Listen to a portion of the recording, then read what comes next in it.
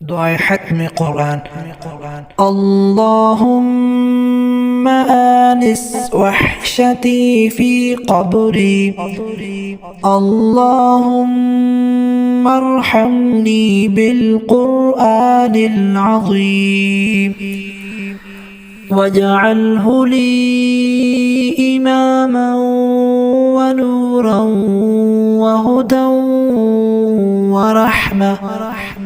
اللهم ذكرني منه ما نسيت، وعلمني منه ما جهل، وارزقني تلاوته آناء الليل وآناء النهار، واجعله لي حجة يا رب العالمين.